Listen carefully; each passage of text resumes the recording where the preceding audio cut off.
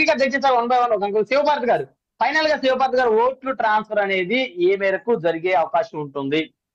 అధినేతలు ఇద్దరు ఖచ్చితంగా ఎలాంటి ఇబ్బందులు, ఎలాంటి ప్రలోభాలు, ఎలాంటి డిస్టర్బెన్స్లు వచ్చినా అవన్నీ పక్కన పెట్టండి, నన్ను చంద్రబాబు నాయుడు గారిని చూసే ఓటేండి పవన్ కళ్యాణ్ గారు, అదేవిధంగా చంద్రబాబు గారు కూడా అదే విధంగా చెప్తున్నారు. కింద స్థాయిలో ఏదన్నా 1-2 చిన్న చిన్న డిస్టర్బెన్స్ ఉన్నప్పటికీ కూడా వాటిని పట్టించుకోవద్దని చెప్పి చాలా సీరియస్ గా ఒకరికొకరు ఇన్స్ట్రక్షన్స్ ఇచ్చుకున్నారు. సో మరి అది ముందుకు వెళ్తుందా సక్రమంగా? ఖచ్చితంగా ముందుకెళ్ళిద్దండి. ఇందాక వెంకటేశ్వర్లు గారు, ఇందాక అనలిస్ట్ గారు మాట్లాడారు కదా ఫోన్ లైన్ లో.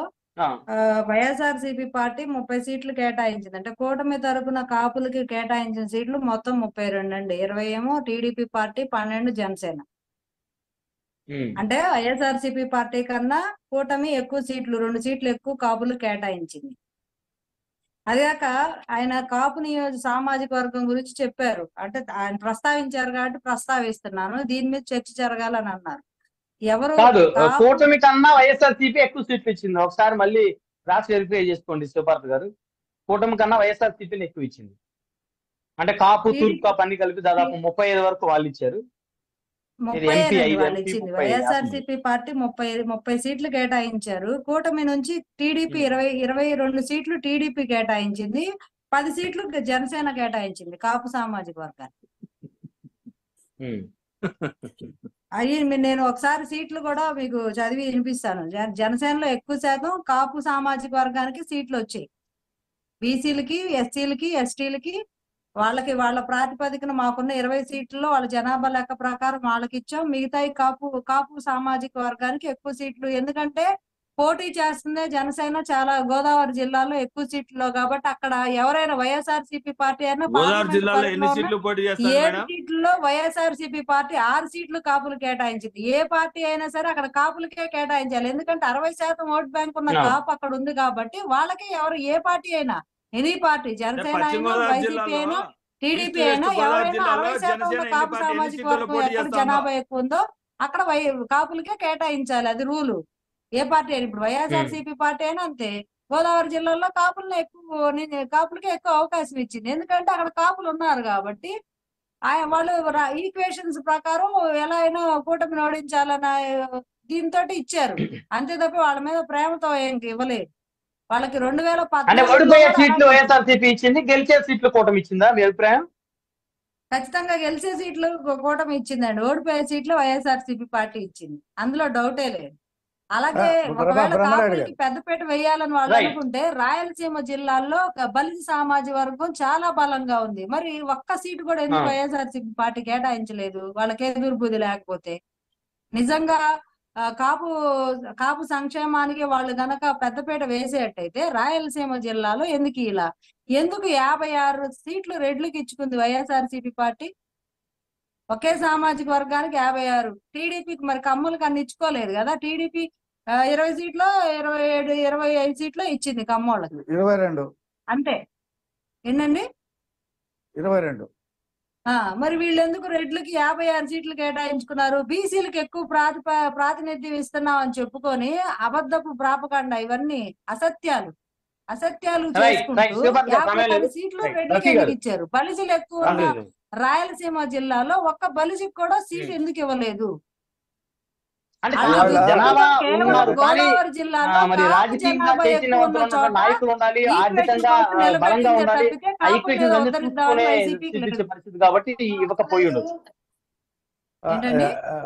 బ్రహ్మనాయుడు గారు మాట్లాడినా ఏమండి, కేంద్ర ప్రభుత్వం ఈడబ్ల్యూఎస్ లో 10% రిజర్వేషన్లు ఇచ్చింది. దాంట్లో చంద్రబాబు నాయుడు గారు 5% కాపులకే ఇచ్చాడు డైరెక్ట్. ఇచ్చిన తర్వాత జగన్మోహన్ రెడ్డి అధికారంలోకి వచ్చిన తర్వాత ఆ రిజర్వేషన్స్ ని రద్దు చేశారు. అది కొంతమంది కోర్టుకి కూడా వెళ్ళారు. పార్లమెంట్ లో కేంద్ర మంత్రి ఏం చెప్పాడంటే, మేము ఈడబ్ల్యూఎస్ రిజర్వేషన్లు 10% ఇచ్చాము, రాష్ట్రాలు వాళ్ళకి కావాల్సిన పద్ధతిలో వాళ్ళకి ఇచ్చుకోవచ్చు అని చెప్పేసి పార్లమెంట్ లో కేంద్ర మంత్రి చెప్పాడు.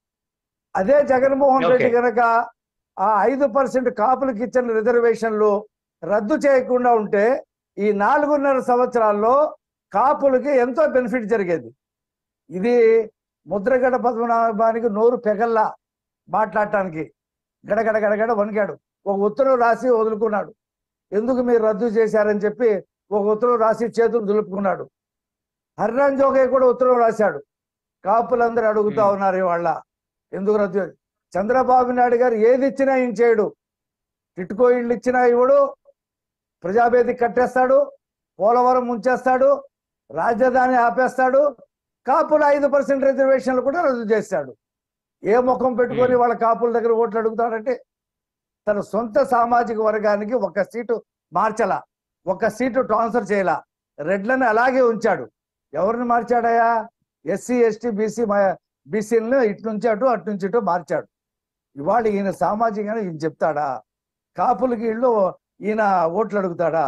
ఇవాళ ప్రతి కాపు ప్రతి కమ్మ ఈ ఇద్దరు కలిసి కోస్తా జిల్లాల్లో ఇతను చేస్తున్నటువంటి అరాచకాలు, ఇతను చేస్తున్నటువంటి దౌర్జన్యాల్ని సీట్లతో సంబంధం లేకుండా ఇద్దరు కలిసి చిత్తుగా ఓడించబోతా ఉన్నారు. మీరు 4వ తారీఖు నాడు చూడండి రిజల్ట్స్. శ్రీకాకుళం నుండి నెల్లూరు దాకా ఒక్క సీటు రాదు వైసీపీకి. ప్రపంచంలో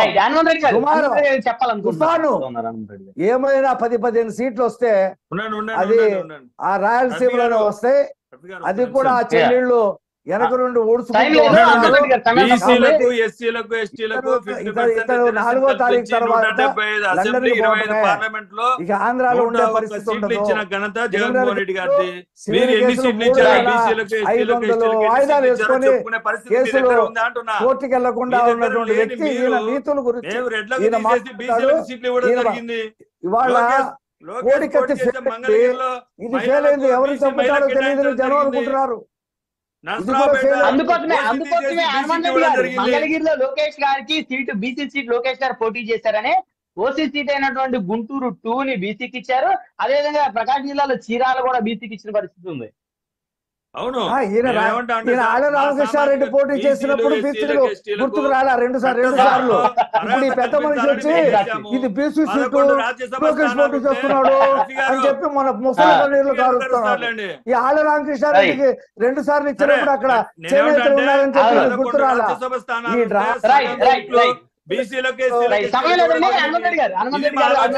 మంచి టాపిక్ రైజ్ చేశారు. ఆళ్ళ రామకృష్ణారెడ్డి గారికి 2 సార్లు సీట్ ఇచ్చినప్పుడు ఆ బీసీ సీట్ గుర్తు రాకపోవడం, ఇవాళ లోకేష్ గారు పోటీ చేస్తే అయ్యో బీసీ సీట్ల కమ్మలు వచ్చి పోటీ చేస్తున్నారని బాధపడిపోవడం చర్చలో పాల్గొన్నందుకు సయ్యద్ రఫీ గారు తెలుగుదేశం పార్టీ రాష్ట్ర అధికార ప్రతినిధి, శివపాత్ గారు జనసేన పార్టీ రాష్ట్ర అధికార ప్రతినిధి.